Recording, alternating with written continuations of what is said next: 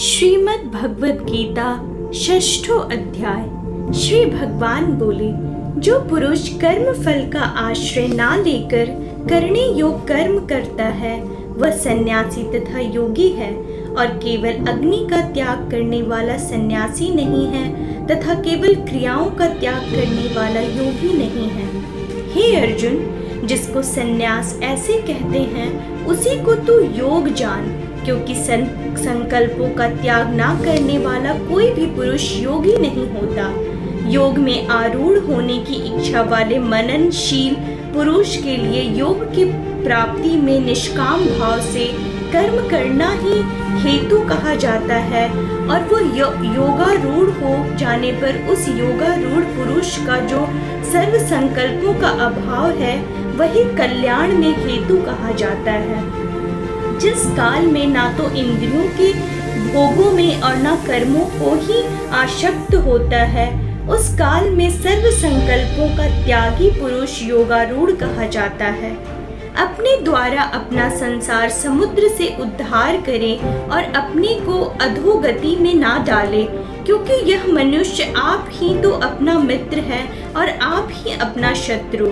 जिस जीवात्मा द्वारा मन और इंद्रियों से सहित शरीर जीता हुआ है, उस जीवात्मा को तो वह आप ही मित्र है, और जिसके द्वारा मन तथा इंद्रियों से सहित शरीर नहीं जीता गया है, उसके लिए वह आप ही शत्रु के सदृश शत्रुता में बरतता है। सर्दी गर्मी और सुख दुखादि में तथा मान और अपमान में जिसके अंतःकरण की वृत्तियां भली भांति शांत है,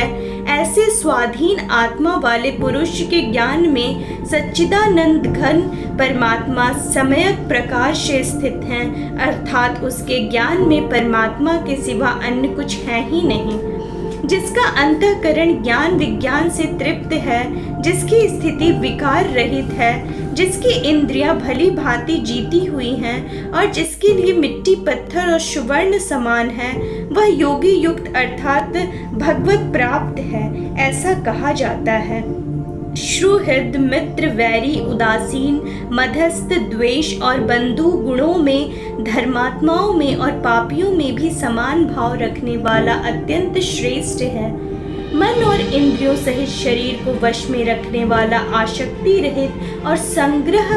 रहित योगी अकेला ही एकांत स्थान में स्थित होकर आत्मा को निरंतर परमात्मा में लगावे।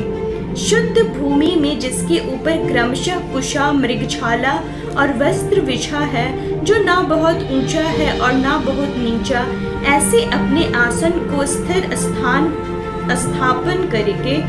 उस आसन पर बैठकर चित्त और इंद्रियों की क्रियाओं को वश में रखते हुए मन को एकाग्र करके अंतःकरण की शुद्धि के लिए योग का अभ्यास करे। काया सिर और गले को समान एवं अचल धारणा करके और स्थिर होकर अपनी नासिका को अग्रभार पर दृष्टि जमाकर अन्य दिशाओं को ना देखता हुआ ब्रह्मचारी के व्रत में स्थित भय रहित तथा भली भांति शांत अंतःकरण वाला सावधान योगी मन को रोककर मुझ में चित्त वाला और मेरे परायण होकर स्थित होवे। वश में किए हुए मन वाला योगी इसी प्रकार आत्मा को निरंतर मुझ परमेश्वर के स्वरूप में लगाता हुआ मुझ में रहने वाली परमानंद की पराकाष्ठा रूप शांति को प्राप्त होता है। हे अर्जुन, यह योग ना तो बहुत खाने वाले का, ना बिल्कुल ना खाने वाले का, ना बहुत शयन करने के स्वभाव वालों का और ना सदा जागने वालों का ही सिद्ध होता है। दुखों का नाश करने वाला योग तो यथा योग्य आहार विहार करने वाले का, कर्मों में यथा योग चेष्टा करने वाले का और यथा योग सोने तथा जागने वाले का ही सिद्ध होता है। अत्यंत वश में किया हुआ चित्त जिस काल में परमात्मा में ही भली भांति स्थित हो जाता है, उस काल में संपूर्ण भोगों से स्पृहारहित पुरुष योग युक्त है, ऐसा कहा जाता है। जिस प्रकार वायु रहित स्थान में स्थित दीपक चलायमान नहीं होता, वैसे ही उपमा परमात्मा के ध्यान में लगे हुए योगी के जीते हुए चित्त की कही गई है।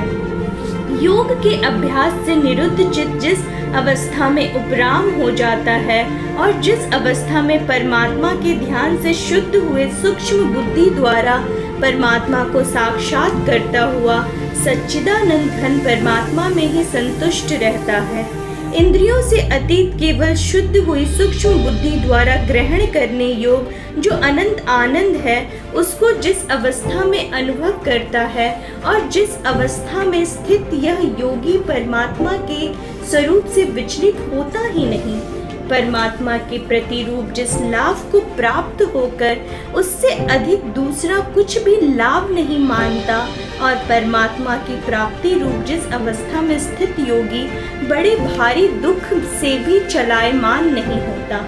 जो दुख रूप संसार के संयोग से रहित है तथा जिसका नाम योग है, उसको जानना चाहिए। वह योग न उकताए हुए अर्थात धैर्य और उत्साह युक्त चित्त से निश्चय पूर्वक करता कर्तव्य है, संकल्प से उस उत्पन्न होने वाली संपूर्ण कामनाओं को निःशेष रूप से त्याग कर और मन के द्वारा इंद्रियों के समुदाय को सभी ओर से भली भांति रोक कर क्रम क्रम से अभ्यास करता हुआ उपरति को प्राप्त हो तथा धैर्य युक्त बुद्धि के द्वारा मन को परमात्मा में स्थित करके परमात्मा के सिवा और कुछ भी चिंतन ना करे। यह स्थिर ना रहने वाला और चंचल मन जिस जिस शब्दादि विषय के निमित्त से संसार में विचरता है, उस विषय से रोक कर यानी हटाकर इसे बार बार परमात्मा में निरुद्ध करे, क्योंकि जिसका मन भली प्रकार शांत है, जो पाप से रहित है और जिसका रजोगुण शांत हो गया है, ऐसे इस सच्चिदानंद घन ब्रह्म के साथ एक ही भाव हुए योगी को उत्तम आनंद प्राप्त होता है। वह पाप रहित योगी इस प्रकार निरंतर आत्मा को परमात्मा में लगाता हुआ सुख पूर्वक पर ब्रह्म परमात्मा की प्राप्ति रूप अनंत आनंद का अनुभव करता है। सर्वव्यापी अनंत में चेतना में एक ही भाव से स्थित रूप योग से युक्त आत्मा वाला तथा सब में समभाव से देखने वाला योगी आत्मा को संपूर्ण भूतों में स्थित और संपूर्ण भूतों को आत्मा में कल्पित देखता है। जो पुरुष संपूर्ण भूतों में सबके आत्म रूप मुझ वासुदेव को ही व्यापक देखता है और संपूर्ण भूतों को मुझ वासुदेव के अंतर्गत देखता है, उसके लिए मैं अदृश्य नहीं होता और वह मेरे लिए अदृश्य नहीं होता।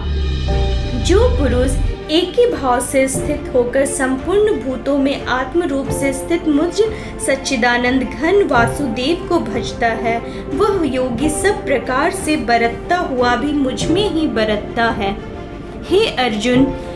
जो योगी अपनी भांति संपूर्ण भूतों में सम देखता है और सुख अथवा दुख को भी सब में सम देखता है, वह योगी परम श्रेष्ठ माना गया है।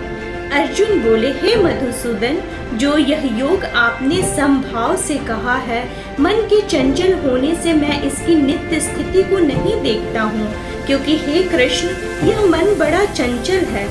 प्रमथन स्वभाव वाला, बड़ा दृढ़ और बलवान है। इसके लिए उसको वश में करना मैं वायु को रोकने की भांति अत्यंत दुष्कर मानता हूँ। श्री भगवान बोले, हे महाबाहो, निसंदेह मन चंचल और कठिनता से वश में होने वाला है, परंतु हे कुंती पुत्र अर्जुन, यह अभ्यास और वैराग्य से वश में होता है। जिसका मन वश में किया हुआ नहीं है, ऐसे पुरुष द्वारा दुष्प्राय और वश में किए हुए मन वाले प्रयत्नशील पुरुष द्वारा साधन से उसका प्राप्त होना सहज है, यह मेरा मत है।